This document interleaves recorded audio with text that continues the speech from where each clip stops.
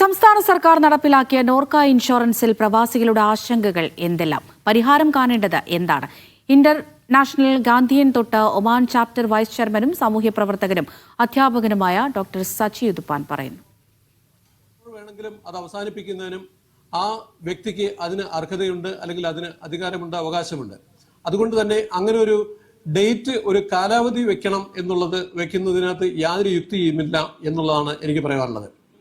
എന്തെങ്കിലും ഒരു അസുഖം വന്നു കഴിഞ്ഞാൽ നാട്ടിൽ പെട്ടെന്ന് പോയി ചികിത്സിക്കാൻ പറ്റുന്ന രീതിയിലുള്ള സ്വഭാവത്തിലുള്ള ജോലികളിലല്ല അവരാരും ഇവിടെ ജോലി ചെയ്യുന്നത്.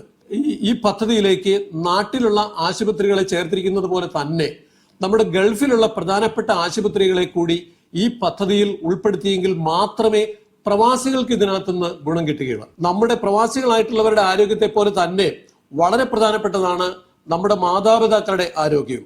അതുകൊണ്ട് തന്നെ നാട്ടിലുള്ള നമ്മുടെ മാതാപിതാക്കളെയും ഇതിൽ അടിയന്തരമായിട്ട് ഇതിൽ ചേർക്കണം, അല്ലെങ്കിൽ അവരെ കൂടി ചേർക്കുവാനുള്ള ഒരു പദ്ധതി അങ്ങനെ പുതുക്കി ചേർക്കണമെന്നാണ് എനിക്ക് ആവശ്യപ്പെടാനുള്ളത്.